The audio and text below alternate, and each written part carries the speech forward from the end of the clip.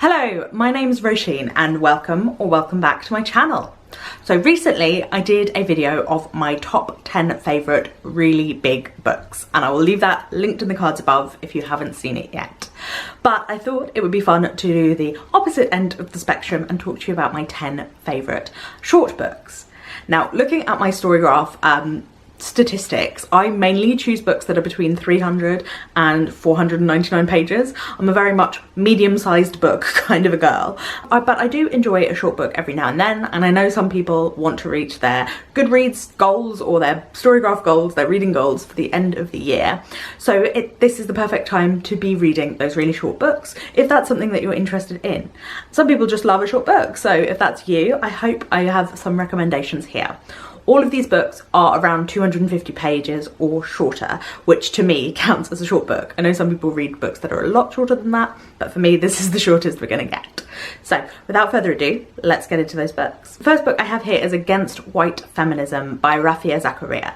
And this is a book I read earlier this year, which kind of does what it says on the tin. Rafia Zakaria is an attorney, a journalist, and a writer who worked for the UN in the past. And this book is about her experiences within feminism as a South Asian woman and in relation to intersectionality in general. Experience of white feminist events where people are tokenized, and the sort of fetishization of women of colour and the way that white women view the sort of hardships as the only reason to talk to people of colour, and the white saviorism of feminism. So there's a lot of topics being covered in this book. She goes through the history of white feminism, and of white women's interaction with women from other cultures. For example, in the early 20th century, English suffragettes in Iran, English and American suffragettes, and goes through to the modern day, including her own experience as a Pakistani woman and the women she encountered in her university career and as part of the UN, their reactions to her and their assumptions about her culture, and the assumptions of white supremacist assumptions about the superiority of Western culture.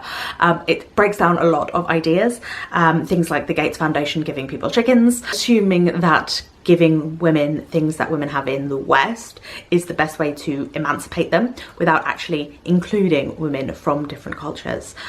Yeah, so it's a really great book. I found that it was really powerful, fairly academic, more so than some of the more popular feminism that I've read, but I enjoyed that. I thought that it went a bit deeper than some of the more popular feminism that I've read in the past. And I think if you are a white Western feminist, it could be really challenging to some of your ideas.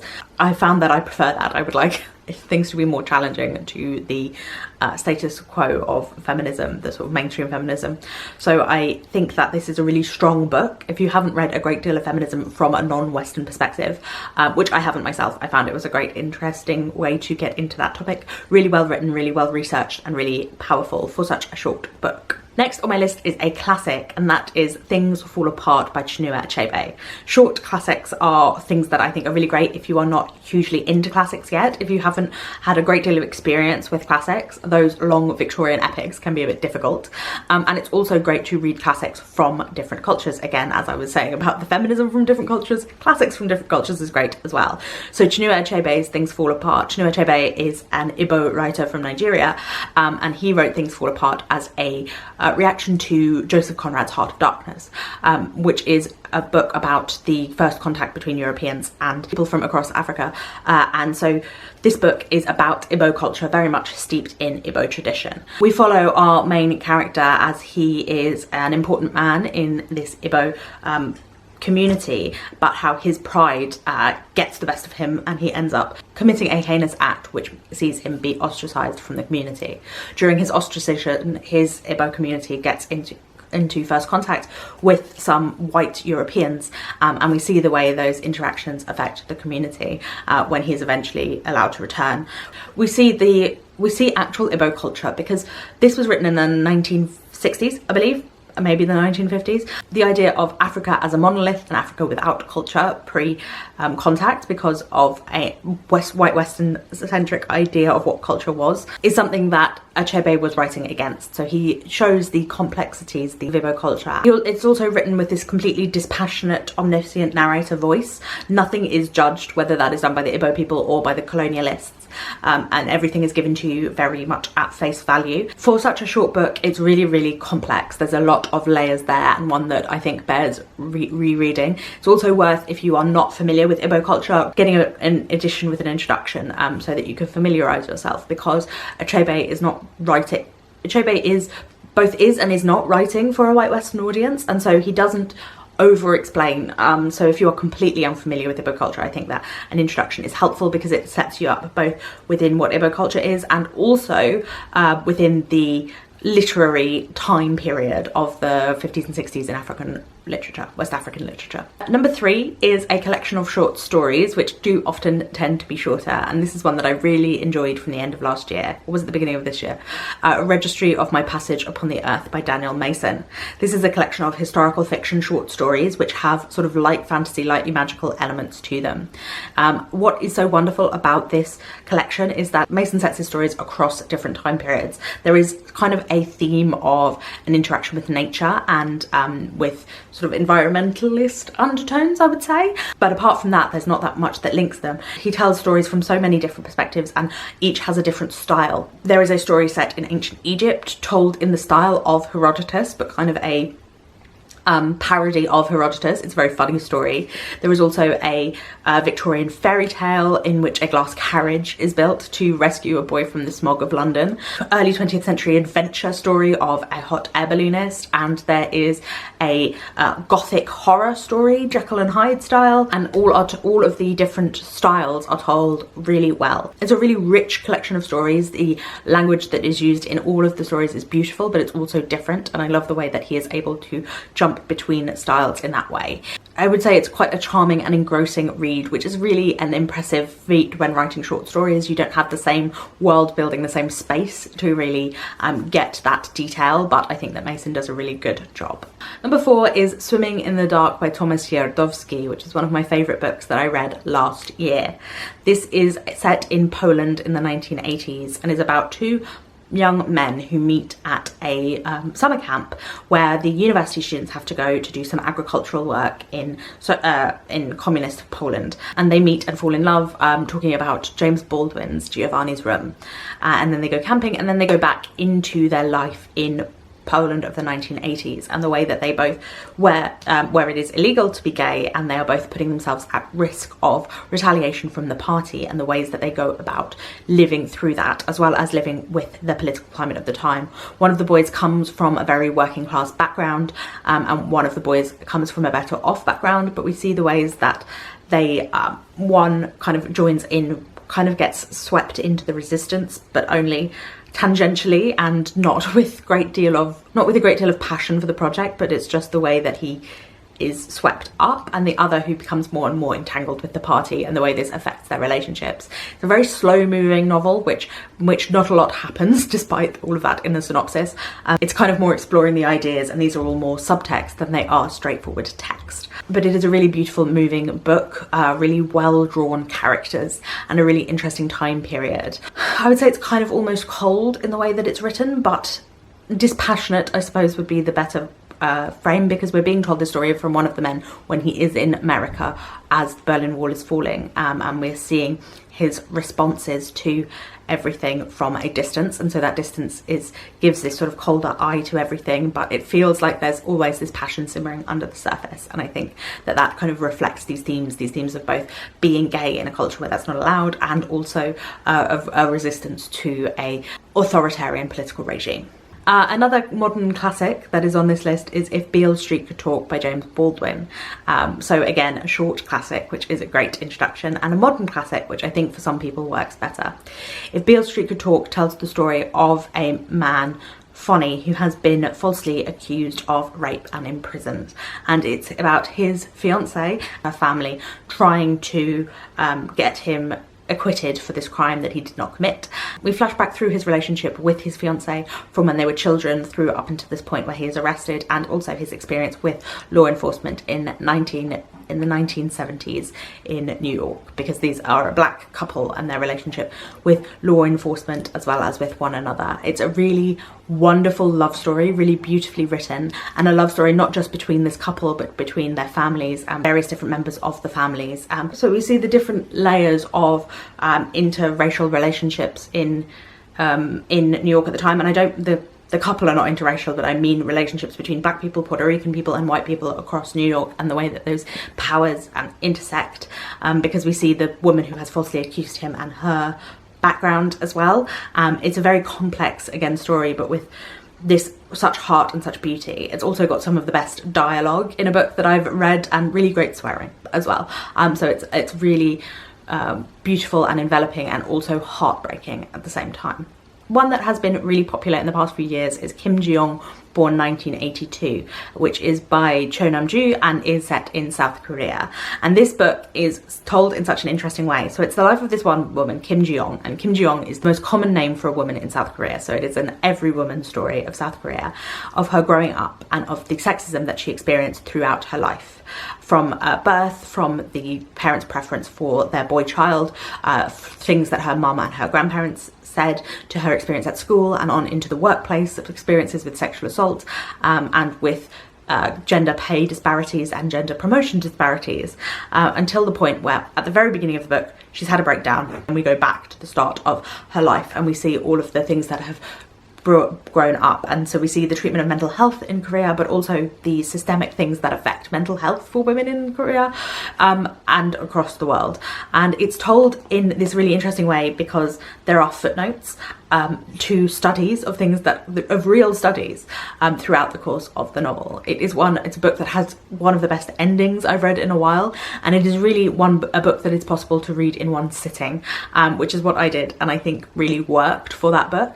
The sexism is relentless, and the way it displays microaggressions and also aggressions throughout the book, and the way that they wear down the character from this whole person to this very much sort of broken down version of herself. It's really powerful, and I think that the style of writing is not normally to my taste, but I think it worked well for this book because it was very cold and clinical, made a really dispassionate look at this life. We didn't get to be that connected with this woman, and I think that was part of the point that was being made. It was really wonderfully done, and a book that I would definitely recommend if you can read it in one sitting to do so, because then I think that the ending really does pack a punch. Another short little non-fiction book that I think is really worth a read is Sister Outsider by Audre Lorde. So this is a feminist classic. Audre Lorde was a feminist academic and writer in the second half of the 20th century, and this is collections of her essays from 1976 to 1984. And what I didn't realise going into this was that the first essays are all about her experience in the Soviet Union in the 1970s, and that was absolutely fascinating to me. It then goes on to have more essays about what I was expecting, about the intersections of being a black woman, of white feminism and her reaction to it, of bringing up black boys, and of racism and feminism that I was expecting from Audre Lorde. But those first essays really surprised me, and I really enjoyed them. I enjoyed the whole work, and I think that Audre Lorde's work is still really relevant today. It's not like reading some of older feminist works where it's useful to have an understanding of the background. I feel like her work is really vital and really just as important today. The things that she is saying, they are sadly just as important, and she is such a beautiful writer. She puts so much of herself in her work, so there is that vulnerability element to it, but I think also the academic side of it is really strong as well. I really enjoyed seeing the way that she talks about things, the way she thinks about things, and I think that this is one of those feminist books that really inspired me rather than just informing me. I think that she's a very powerful writer. Oh, and also she talks about her queer relationships and being a lesbian woman. I forgot about that part. And about activism and coalition building, and there's no purity politics in this book, which I think is really important as well, something that gets lost a little, I think, sometimes, but I think that Audre Lorde is really good at writing about that sort of thing. Another non-fiction, but in an entirely different direction, and I think this is possibly the longest book on the list at 261 pages, so slightly outside of the parameters that I set for myself, but definitely worth a read, and that is Calypso by David Sedaris. I've not read any other David Sedaris, this is the only one I've read, but I know that he is a beloved comedic writer, and I can really see why. This is just a collection of essays about his life, about his family, about things like walking, and about his gastrointestinal experiences, and about fashion and being a famous writer. And it is really, really funny, really witty, really well written, about his relationship with his husband and his family. He is unrelenting in his insults to them in a way that I think is really charming, and also his self-deprecating humour. It's just so wonderful. If you need a laugh, if you need something light and easy to read, I absolutely loved this. It's so unlike anything else I've ever read. I don't really read a lot of comedy, but I think that David Sedaris is just an excellently funny writer, and I'm definitely going to read more of his works. So if you just want a short, enjoyable read, then I would definitely read this. He is not pulling any punches. He is not concerned about how you're going to judge him. And I think that that is kind of wonderful in some ways. This is the second South Korean book on the list, and that is If I Had Your Face by Frances Cha. And this one was written in English. So Kim Jiyoung, born 1982, was translated. This was written in English, but Frances Cha is a South Korean writer. And this is about 5 women, I think, who live in the same building in Seoul, and one of them works as a room salon girl, which is kind of these beautiful girls that you can have come drink with you and do other favours as well.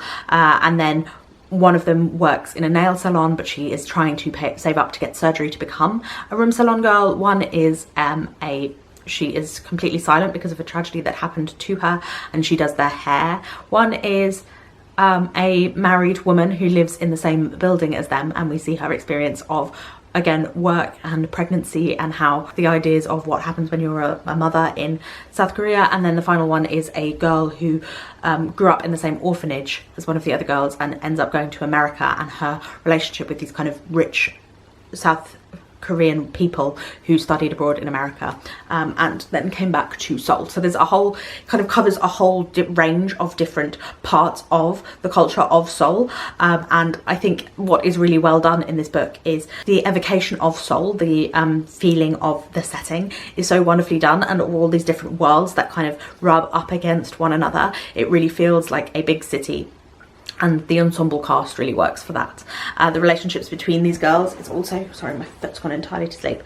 The relationship between these women is also really well done, and I really enjoyed that. It's a very disparate, disconnected book where they kind of swirl in and out of each other's lives, and a book very much fueled by like drugs and alcohol. So there's a lot of danger, a lot of sense of threat that hangs over this book, even when nothing that bad has happened. For example, we know that this horrible tragedy has happened in the past, and the lives of these room salon girls, or people who want to be room salon girls, the like super capitalist nature of Korea, ability to survive, and the danger that you have to put yourselves in. Clever, interesting look at this, told in a very like light, funny, kind of easy to read way, and I think that that's what's one of the wonderful things about this book, is that it is really, really accessible, really easy read, but it is involving so much under the surface. And then the final book on my list is a memoir, so another non-fiction, and that is Brown Baby by Nikesh Shukla.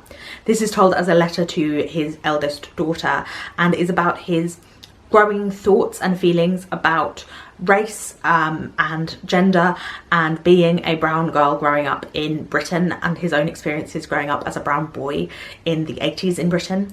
It's also about grief, because his mother died just before his eldest daughter was born, and so his grief that they will never be able to meet one another, his feeling of culture and home and family, and what that was like, his relationship with his mother and with his father, and the ways that he doesn't want to continue the cycles of those relationships into the future, but the things that he's also gained from those relationships, and the things that he's really thankful for. Feels really intimate, and like you're almost interrupting this really close family thing. Feels really vulnerable. There's a lot of vulnerability and openness there. I would just warn you that Nikesh Shukla's relationship with food and his body is not the strongest, and if you are not in a position to read about that, it could be triggering.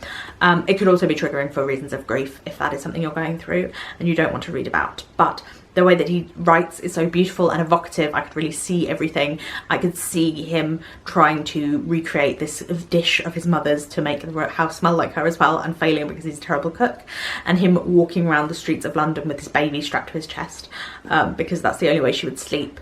Realizations about and developing ideas, I think, is a really good way to write things as well. It's not like, I have the answers, I have come to this, these are my thoughts. It's like, I kind of think this, and because of this, these are the things that I've heard, or the things that I've been said, these are the mistakes that I've made, the ideas that I have had in the past, and the ways that people have shown me them, they're not necessarily what I thought. There's just so much love and vulnerability and openness in this book that I think it's a really lovely one to read. So there you have my 10 favourite short books that I have read so far. Please do let me know in the comments your favourite short books. I'd love to get some more recommendations, and thank you for watching. Please remember to give this video a thumbs up if you liked it, and to subscribe. I put up new videos twice a week, so I will see you again very soon. Thank you for watching. Bye bye. And the sort of fetishization